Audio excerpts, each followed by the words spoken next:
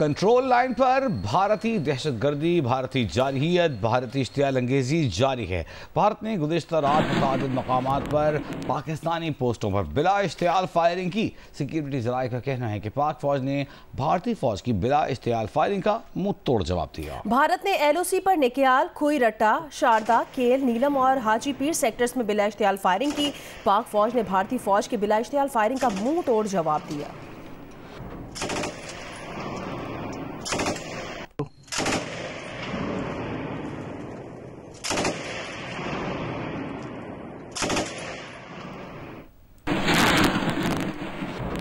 वफाकी वज़ीर इत्तलात और DG ISPR की पाक भारत सूरत हाल पर सियासी रहनुमाओं को ब्रीफिंग। DG ISPR ने कहा कि जारियत मुसल्लत की गई तो दुश्मन को मुंह तोड़ जवाब देने के लिए तैयार है।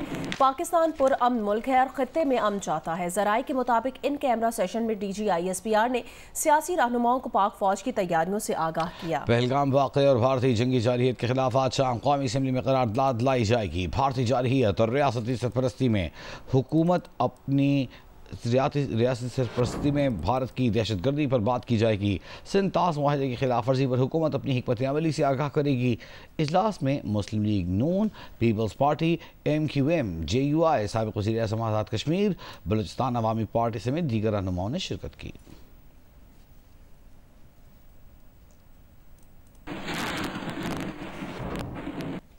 वज़ीर दिफा ख्वाजा आसिफ ने तहरीक इंसाफ पर तनकीद करते हुए कहा, कौमी इत्तेहाद और यकजहती के इजहार को बानी PTI की रिहाई से मशरूत करना दूर अंदेशी और हुब्बुल वतनी को मशरूत करने के बराबर है। ख्वाजा आसिफ ने कहा कि पुलवामा वाक़े के वक्त नून लीग की क़यादत का बेशतर हिस्सा बानी PTI की फरमाइश पर कैद में था।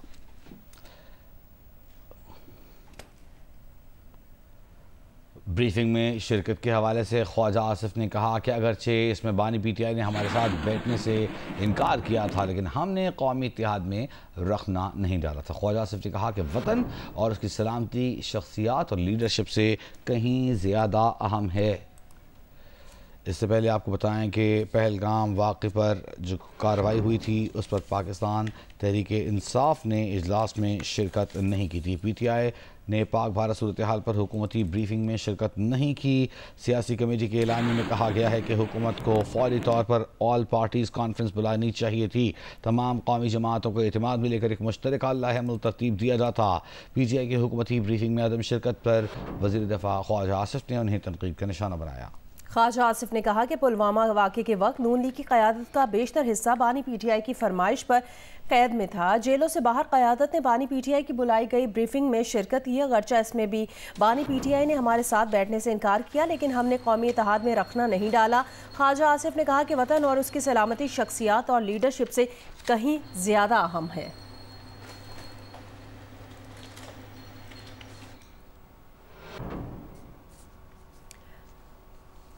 वज़ीर इत्तलात और DG ISPR की ब्रीफिंग में शिरकत के बाद वज़ीर मुमलिकत बराए दाखिला तलाल चौधरी ने कहा, तमाम सियासी जमातों को आगाही मिली कि कैसे प्लान बनाकर ये वाक़या किया। मोदी पाकिस्तान और मुसलमान दुश्मनी के जरिए सियासी फ़वाइद हासिल करना चाहता है। तलाल चौधरी ने कहा कि भारत का मकसद सिंध ताश मुआहदे को हदफ बनाना था, मगर इस बार मोदी के बयानिया पर दुनिया ने आंखें बंद करके एतबार नहीं किया, बल्कि पाकिस्तान के मौक़िफ़ की जीत हुई। पाकिस्तान का सोशल मीडिया और मीडिया ने बेहतरीन अंदाज से भारतीय बयानी को शिकस्त दी।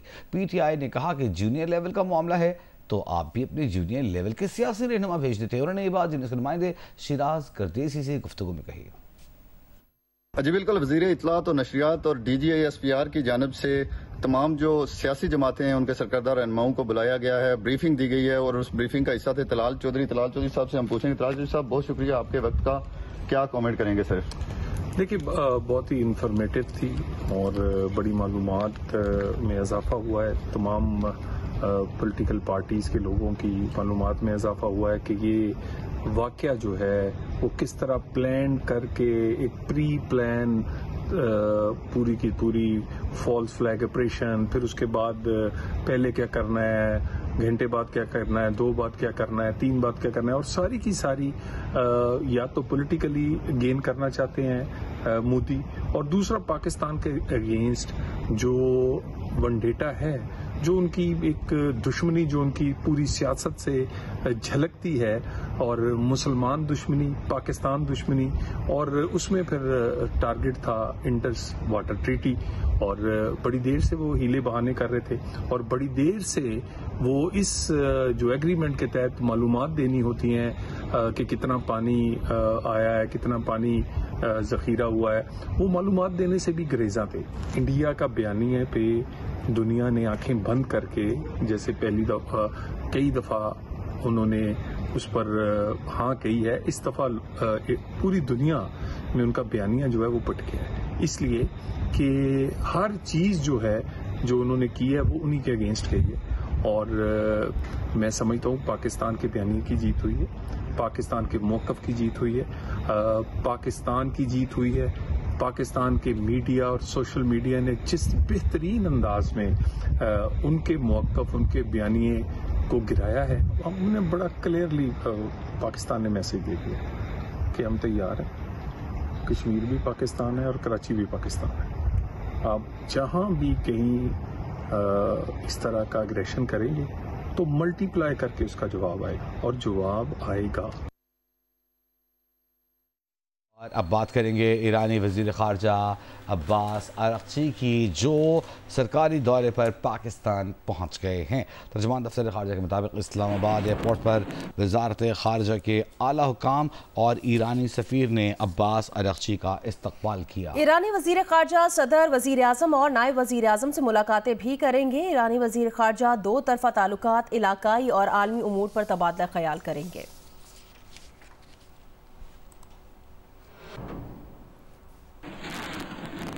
वज़ीर आज़म मियां मोहम्मद शहबाज शरीफ ने बगैर सबूत पहलगाम वाक़े का भारतीय इल्ज़ाम एक बार फिर मुस्तरद कर दिया है। मलेशिया के वज़ीर आज़म अनवर इब्राहिम से बात करते हुए वज़ीर आज़म ने कहा, पाकिस्तान चाहता है पहलगाम वाक़े की गैर जानिबदार तहकीकात कराई जाएँ। पाकिस्तान ऐसी तहकीकात में मलेशिया की शमूलियत का खैर मकदम करता है।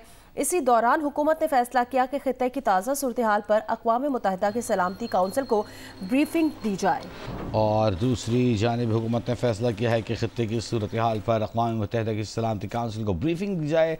वज़ीर ख़ारजा इसहाक़ डार ने अक़वाम मुत्तहिदा में पाकिस्तान के मुस्तक़िल मंदूब को हिदायत की है कि भारतीय जारहाना इक़दाम पर ब्रीफिंग के लिए सलामती काउंसिल का इजलास बुलाया जाए। भारतीय इल्ज़ाम के पस मंज़र में पाकिस्तान को मुसलसल सिफारती कामयाबियाँ हासिल हो रही हैं। तुर्की, चीन के बाद अब खलीज ताउन काउंसिल ने भी भारत को तहम्मुल का मुज़ाहिरा करने का मशवरा दे दिया है। कहा है कि पाकिस्तान और भारत दोनों को फौरी मुज़ाकरात करने चाहिए।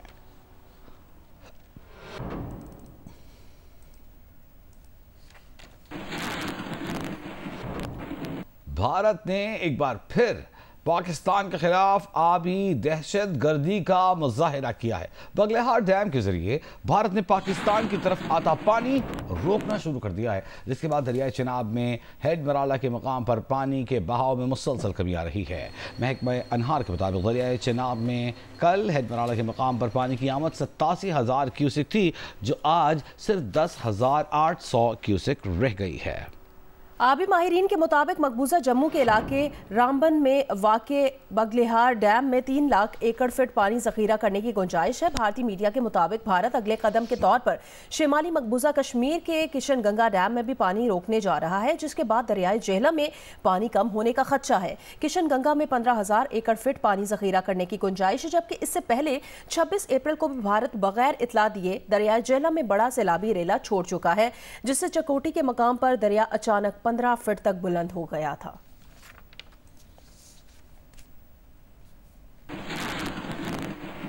लद्दाख के इलाके लेह में इंडियन आर्मी के कैंप में अचानक आग लगने से भगदड़ मच गई। भारतीय फौज अपना कैंप खाली करके दौड़ गए। भारतीय मीडिया ने दावा किया है कि वाकये में कोई नुकसान नहीं हुआ। ताहम सामने आने वाली तस्वीर में इंडियन आर्मी के कैंप से धुआं उड़ता दिखाई दे रहा है। भारतीय फौज अपनी कैंप में लगी आग की वजूहात का अब तक पता नहीं लगा सके।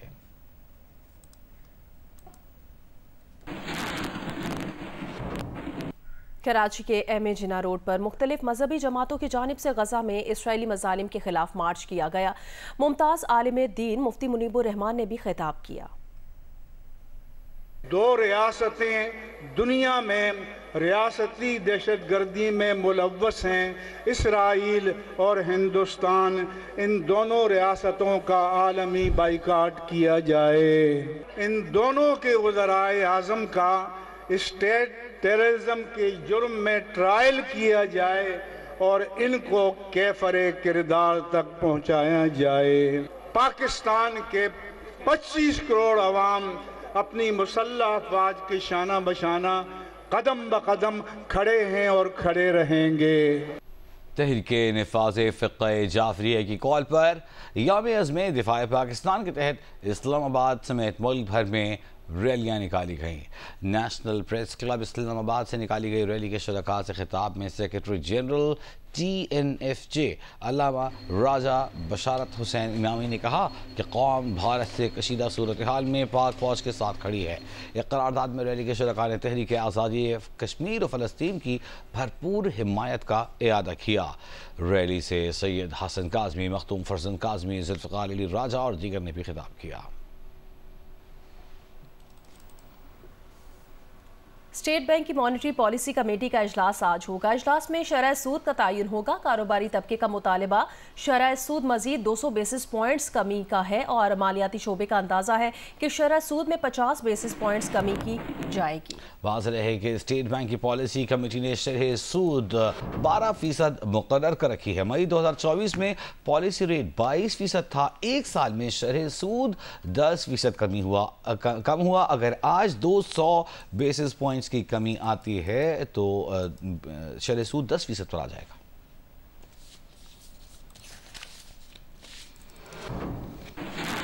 मौसम की बात करें, सिंध के मुख्तलिफ शहरों में तेज हवाओं के साथ मूसलाधार बारिश और यालाबारी हुई। जैकबाबाद, लाड़काना, घोटकी में नशेबी इलाके ज़ेरे आब आ गए। सखर और हैदराबाद समेत कई शहरों में बिजली की फराहमी मुतासिर हुई। दादू में गर्दो गुबार के तूफान से मुतादिद दरख्त और बिजली के पोल गिर गए। तूफानी हवाओं के बायस मुख्तलिफ हादसात में पडीदन में 2 अफराद जाँ बहक हो गए, जबकि मेहड़ में 4 अफराद जख्मी भी हुए। पंजाब के मुख्तलिफ इलाकों में भी बारिश से मौसम खुशगवार हो गया। सिंध के शहरों में बादल जम के बरसे। सखर, घोटकी, लाड़काना, जैकबाबाद में बारिश और जालाबारी से नशेबी इलाके ज़ेरे आब आ गए। मुतादिद इलाकों में बिजली की फराहमी मुअत्तल हो गई। पडीदन, नवाबशाह, हैदराबाद, जामशोरो, दादू में गर्द आलू तूफान से दरख्त और बिजली के पोल्स गिर गए। पडीदन के गांव गोट मठोरा में तूफान के दौरान आतिशज़दगी से 50 से ज़ायद घर जल गए। पंजाब के शहर फैसलाबाद, राजनपुर, बहावलपुर, भक्कर समेत दीगर शहरों में बारिश और जालाबारी से गर्मी का जोर टूट गया। सरगोधा में तेज बारिश और आंधी से 25 से ज़ायद फीडर्स ट्रिप कर गए। बलोचिस्तान के शहर कोहलू में जालाबारी और मूसलाधार बारिशों से नशेबी इलाके ज़ेरे आब आ गए। चमन में तेज हवाओं के बायस दर्जनों ज़रई फार्म में हिफाजती शेड्स हवा में उड़ गए। डेरा इस्माइल खान, टांक, बनू, सवाबी और जुनूबी वजीरिस्तान में भी बादल बरसे। करक में बारिश से नदी नालों में तुग़यानी आ गई। आज़ाद कश्मीर के मुख्तलिफ शहरों में भी तेज हवाओं के साथ मूसलाधार बारिशें हुई। हैदराबाद में 3 मई को गर्द गुबार के तूफान के सबब आमों के बागात को शदीद नुकसान पहुंचा है। दर्जनों दरख्त उखड़ गए, सैकड़ों टूट गए। तफसीलात अली नईम से। अली नईम। जी बिल्कुल, हैदराबाद में 3 मई की शाम को गर्दो गुबार के तूफ़ान के सबब जहां एक शख्स हलाक और 10 अफराद ज़ख्मी हुए, वहीं पर लोगों की अमलाक का भी नुकसान पहुंचा। इस वक्त हम हैदराबाद के अंदर एक आम के बाग में मौजूद हैं। हमारे कैमरामैन अफजल खान आपको दिखा भी सकते हैं कि इस आम के बाग की क्या सूरत हाल हुई है इस गर्दो गुबार के तूफ़ान की वजह से। कई दरख्त हैं जो उखड़ गए और इन दरख्तों के ऊपर लगा फल यानी कि आम जो कि कैरी की शक्ल में था वो भी काफ़ी तादाद में यहाँ पे झड़ गया। हमारे साथ इस वक्त इस आम के बाग के ठेकेदार मौजूद हैं, इनसे हम मालूम करते हैं। हमारे को इतना लॉस हुआ है 80%। जो हमारा फल तैयार होने वाला था वो तो अभी हमारे किस काम का नहीं कैरी अचार में इस्तेमाल कर सकते हैं, नहीं हम आम पका सकते हैं। कुछ दिन पहले जो तलिया मर्ज लगा था उसकी वजह से पानी हो जाते पेड़ कमजोर हो गए, जो हमें इतना नुकसान हुआ है। तकरीबन 100-150 दरख्त उखड़े, जो आधे पेड़ कटे वो तो तकरीबन 300-400 पेड़ हमारे उखड़ गए हैं। जी आपने सुना, हमारे साथ इस आम के बाग के ठेकेदार मौजूद हैं। उनका ये कहना था कि एक जानिब तो इस आम के बाग के अंदर दरख्तों को पानी ना मिलने की वजह से पहले ही फल अपनी ग्रोथ नहीं कर सका था। इसके साथ ही साथ जो आम के दरख्त हैं उसमें बीमारी भी आई थी और साथ ही जो गर्दो गुबार का तूफ़ान आया 3 मई की शाम को, उसके सबब यहाँ पर तकरीबन कुछ 100 से 150 दरख्त जो हैं वो उखड़ गए। इससे ज़्यादा जो तादाद है उसके अंदर कई दरख्त जो हैं वो आधे होके टूट के गिर गए हैं और बड़ी तादाद में इन दरख्तों के ऊपर जो लगा हुआ फल था वो भी गिर गया, जिसकी वजह से इस वक्त इस आम के बागात के जो मालकान हैं या जो ठेकेदार हैं उन्हें भारी माली नुकसान का सामना करना पड़ रहा है। जी, हुंजा में सैकड़ों केनाल अराजी और हज़ारों दरख्तों को बचाने के लिए शहरियों ने हुकूमती हुकाम से अपील की है कि वो गांव के आबपाशी वाटर चैनल की मुस्तकिल बहाली के लिए ताउन करें और ज़रूरी सामान फराहम करें। तफसील बताएंगे नुमाइंदा जियो न्यूज़ अली अहमद। जी, पानी ज़िंदगी है और ज़िंदगी के लिए जद्दोजहद लाजमी है। गुज़श्ता 4 रोज़ कबल यहाँ पर नज़ीमाबाद गांव का एग्रीकल्चर जो नाला है वहाँ पर लैंड स्लाइडिंग के बायस यहाँ पर वाटर चैनल डैमेज हो गया और आप देख सकते हैं इस वक्त तकरीबन 200 फीट पर जो है ये लैंडस्लाइड हुआ है और पूरी नाला जो है वो बह गई है। यहाँ पर NDMA ने यहाँ पर एक्सवेटर मुहैया किया है और मकामी लोग इसको फ्यूल करके इसको नाले को दोबारा बहाल करने की कोशिश कर रहे हैं और पूरे गांव के जो 104 घराने हैं यहाँ पर सारे मर्द ख़वातीन यहाँ पर इस वक्त लगे हुए हैं कि किसी तरह इनका पानी बहाल हो ताकि जो इनकी ज़मीनें हैं, जो चेरी के दरख्त है, जो खुबानी के दरख्त है और दूसरे फसल इन्होंने काश्त किए वो ज़ाया ना हो। जी, कराची किंग्स के बैटर साद बेग का कहना था कि हमारी टीम के खिलाड़ियों को यकीन था कि मैच में कामयाबी हासिल करेंगे। मैच के बाद प्रेस कॉन्फ्रेंस में साद बेग ने कहा, टीम मैनेजमेंट बहुत एतमाद दे रही है जिसकी वजह से अच्छे नताइज आ रहे हैं। लेकिन एक बिलीफ था टीम को, सब जो भी मैनेजमेंट, हम लोग जितने भी प्लेयर्स थे सारे प्लेयर्स एक यही बात कर रहे थे कि हमें मैच यहाँ से हम जीतेंगे और यही हुआ कि हम लोग मैच को एंड तक लेके गए और अच्छा रिजल्ट मिला हम लोगों को। मैनेजमेंट की तरफ से बहुत अच्छा एक कॉन्फिडेंस दिया हुआ है प्लेयर्स को और बैक कर रहे हैं तो तभी हमारे अच्छे रिजल्ट आ रहे हैं। बिल्कुल, मुझे अपने आप पे बिलीफ था जब मैं बैटिंग पे जा रहा था, मुझे यही था कि मैं मतलब एक जो भी इनिंग खेलता हूँ, जो भी जितने भी रन करता हूँ उससे टीम को फ़ायदा हो और मेनली मैनेजमेंट की तरफ से मुझे बहुत सपोर्ट था। लाहौर कलंदर्स के ओपनिंग बैटर मोहम्मद नईम ने क्या कहा, सुनिए। शुक्रिया लाहौर कलंदर का कि उन्होंने मेरे पे ट्रस्ट किया और ये ट्रस्ट ये अभी नहीं है कि सिर्फ SPSL में उन्होंने मेरे पे किया, ये ट्रस्ट और इस स्ट्रगल के पीछे पिछले 6-7 सालों की कहानी है। प्लेयर डेवलपमेंट प्रोग्राम से लेकर फिर बैटल ऑफ कलंदर, फिर PDP, फिर नबी मियां का टूर। परफॉर्मेंस के हिसाब से मैं अगर बात करूँ, सबसे बुरी परफॉर्मेंस मेरी जा रही थी टीम में। हर इंडिविजुअल ने मुझे इतना सपोर्ट किया जैसे मैं अपनी टीम का टॉप परफॉर्मर हूँ।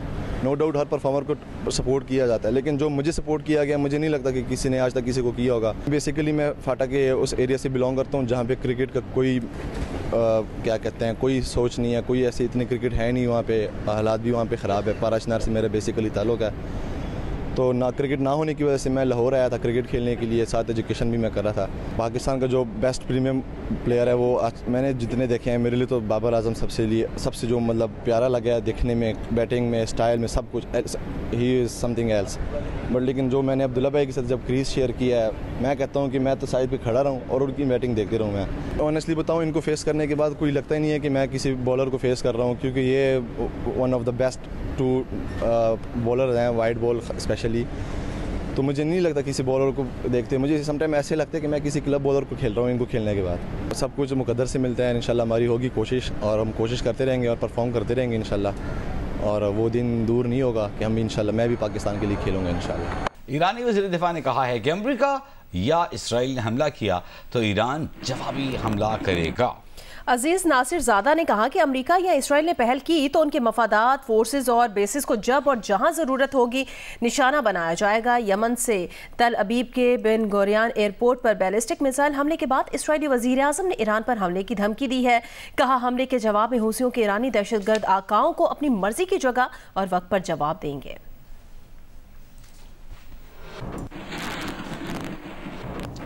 स्वात के शहर सैदुल शरीफ में स्वात ओपन चेस चैंपियनशिप 2025 कामयाबी के साथ मुकम्मल हुई, जिसमें खवातीन समेत 80 खिलाड़ियों ने शिरकत की। देखिए महबूब अली की रिपोर्ट। खैबर पख्तूनख्वा चेस एसोसिएशन और चेस फेडरेशन ऑफ पाकिस्तान के ज़ेर-ए-एहतमाम चैंपियनशिप रैपिड फॉर्मेट में खेली गई, जिसमें ओपन, खवातीन और अंडर 14 कैटेगरीज में मुकाबले हुए। ओपन कैटेगरी में सलमान अली खान, जबकि खवातीन कैटेगरी में सवेरा अली ने पहली पोजीशन हासिल की। आज के इस इवेंट के अंदर मुल्क के टॉप 4 प्लेयर्स खेलने आए हैं और उन चारों टॉप प्लेयर्स को टॉप पोजीशंस अभी तक नहीं मिल पाई हैं। यहाँ के लोकल टैलेंट ने उनको बीट किया है और इस ना सिर्फ यंग टैलेंट के अंदर, इवन के सीजन प्लेयर्स के अंदर भी, जो एमेच्योर कैटेगरी के वैसे तो प्लेयर उनको कहा जा सकता है, अगर उनको इस तरह के मजीद मौके मिलें वो प्रोफेशनल कैटेगरी के अंदर आके मुल्क के लिए नेकनामी का बायस भी बन सकते हैं और अपने इलाके के लिए भी। इस गेम को खेलने के बाद हमारी बच्चों की क्रिटिकल थिंकिंग बहुत इंप्रूव हुई है, हमारी बच्चियों में क्रिएटिविटी आई है, कॉन्फिडेंस लेवल हमारे बच्चों का डेवलप हुआ है और मैं समझती हूँ कि इस गेम को खेलने के बाद वो बेहतरीन तरीके से अपने रोज़मर्रा के प्लान्स को तरतीब दे सकते हैं, उनको स्ट्रैटेजाइज कर सकते हैं। इवेंट में शरीक खिलाड़ियों का कहना था कि चैंपियनशिप न सिर्फ जहनी खेलों को फ़रोग देने का जरिया बनी बल्कि अमन, तरक्की और उम्मीद का पैगाम भी दिया गया। मेरा नाम गजाला साफ़ी है, मैं senior vice president KPK chess federation और यहाँ हम गेम खेलने के लिए आए, मेरे बच्चे भी साथ आए, ये भी गेम खेलते हैं, मैं ख़ुद भी खेलती हूँ और बड़ा अच्छा रहता है। बच्चियों को स्पेशली ज़रूर इसमें आगे बढ़ने के लिए कोशिश करनी चाहिए क्योंकि जितने जिस्मानी गेम्स हैं वो ज़्यादातर हम बच्चियों को पीछे ही रख लेते हैं उसमें, तो कम से कम ये बोर्ड गेम्स इस तरह के हैं जिसमें उनको आगे बढ़ने का मौका मिलता है। चेस हमें सिखाता है कि हमें कामयाब प्लानिंग कैसी करनी होती है। चेस मैंने यही कोई 3 माह हो गए कि मैंने शुरू किए, मैंने खुद से सब कुछ सीखा है, यही कोई यूट्यूब से, और आज 5 में से मैंने 3 गेम जीते हैं। चेस मुकाबलों में मर्दों के अलावा खवातीन खिलाड़ियों ने भी अपनी सलाहियतों के जौहर दिखाए। कैमरामैन मोहम्मद जुबैर खान के साथ डॉक्टर महबूब अली, जियो न्यूज़, स्वात। मरी में कुल्डना के जंगलात से तेंदुआ बाहर निकल आया। सड़क पर आए तेंदुए की वीडियो सामने आने के बाद कुल्डना के जंगल से मुल्हिका आबादी में खौफ व हिरास फैल गया। इलाका मकीनों का कहना है कि हालिया दिनों में मरी के मुख्तलिफ जंगलात में मुतअद्दिद तेंदुए देखे गए हैं।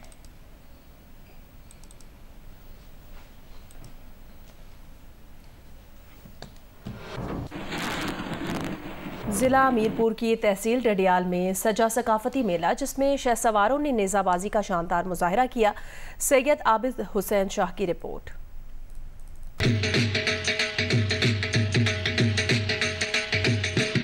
3 रोज़ा सकाफती मेले में ओवरसीज कश्मीरियों समेत पाकिस्तान और आज़ाद कश्मीर भर से लोगों की बड़ी तादाद शरीक हुई। नेज़ाबाजी के शानदार मुकाबलों में आज़ाद कश्मीर और पाकिस्तान भर से शाहसवारों ने हिस्सा लिया।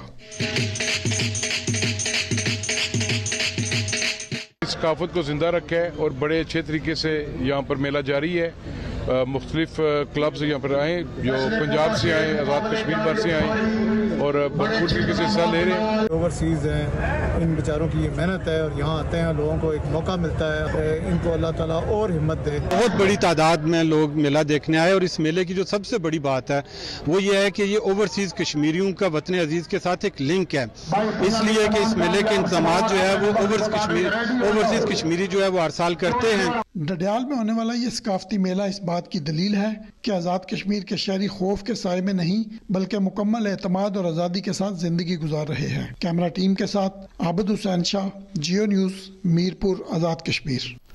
लंदन में यूके एशियन फिल्म फेस्टिवल का आगाज 11 मई तक जारी रहने वाले इस फेस्टिवल में पाकिस्तान समेत जनूबी एशिया के ममालिक की फिल्में दिखाई जाएंगी। हमारे नुमाइंदे सईद नियाजी की रिपोर्ट देखिए। 27वें यूके एशियन फिल्म फेस्टिवल का आगाज लंदन में हो गया। जियो टीवी के ताउन से BFI साउथ बैंक में फेस्टिवल की इफ्तिताही तकरीब के मौके पर फिल्म माई मेलबर्न का प्रीमियर मुनक्किद हुआ। रेड कारपेट पर फिल्म के डायरेक्टर्स इम्तियाज अली और ओनेर का कहना था कि फिल्म में ये पैगाम दिया गया है कि मुख्तलिफ किस्म के लोगों के साथ भी जिंदगी गुजारी जा सकती है। दूसरे को समझना और उसके साथ सेंसिटिविटी रखना, यही इस फिल्म का मैसेज है। मुझे लगता है जो इंक्लूजन होता है वो किसी को मदद करने के लिए और किसी को हेल्प करने के लिए नहीं होता है, खुद एक अच्छे इंसान बनने के लिए। फिल्म की प्रोड्यूसर मीतू को कहना था कि फिल्म में 4 मुख्तलिफ कहानियों को छेड़ा गया है। 4 कहानियाँ हैं और ईच कहानी एक डाइवर्सिटी के एक स्ट्रीम को रिप्रेजेंट करते हैं। फेस्टिवल की CEO और डायरेक्टर डॉक्टर पुष्पिंदर चौधरी और क्रिएटिव डायरेक्टर समीर भमरा व निमरा बुच्चा का कहना था कि फेस्टिवल में पूरे जनूबी एशिया की फिल्में दिखाई जाती हैं इन फिल्मों में बहुत लोगों का इंटरेस्ट है क्योंकि जो ये फिल्में हैं एक तो बिल्कुल नई है और हमारे लिए ये बहुत इम्पोर्टेंट है कि हम सारे साउथ एशिया की फिल्में दिखाएं। लोग खुद अपनी मेहनत से पैसा जोड़ के कुछ बेहतरीन स्टोरीज चुन के नए अदाकारों के साथ बनाते हैं। 11 मई तक जारी रहने वाले फेस्टिवल में 30 से ज़ायद मुख्तलिफ फिल्में दिखाई जाएंगी और वर्कशॉप और इवेंट्स भी मुनक्किद होंगे। कैमरामैन नसीर अहमद के साथ Saeed Niazi, Geo news, London. Seven sky entertainment के बैनर तले जियो टेलीविजन के नाजरीन के लिए शुरू की जाने वाली नई ड्रामा सीरियल एक लफ्ज़ जिंदगी देखिए आज से रोजाना रात 7 बजे सिर्फ जियो पर। सेवन स्काई एंटरटेनमेंट की जानिब से शुरू होने वाला नया सिलसिला एक लफ्ज़ जिंदगी समीना एजाज के कलम का शाहकार है, जिसे साकिब जफर खान की हिदायत ने दिलकश पैराए में अक्सबंद किया है। बकौल शायर वक्त करता है परवरिश बरसों, सानेहा एकदम नहीं होता।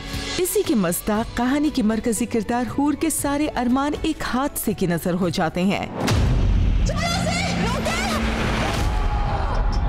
मेरा तुझे से था मुझे सुकून तू दे जाता। साबिर जफर के लिखे गए गीत को शानी अरशद ने अपनी आवाज और संगीत के साथ तरतीब देकर कहानी की परछाई की कुछ तो की है रहनुमाई। वो जानता है तू, जबकि गुजरते वक्त के साथ मोहब्बत के वादे क्या निभाएंगे साथ, या रह जाएगी हूर की किस्मत में तन्हाई। प्रोड्यूसर्स अब्दुल्ला कादवानी और असद कुरैशी रेत की तरह बिखरती हूर की जिंदगी को कैसे समेट पाएंगे, जानिए नई ड्रामा सीरियल एक लफ्ज़ जिंदगी में 5 मई से रोजाना रात 7 बजे सिर्फ जियो पर।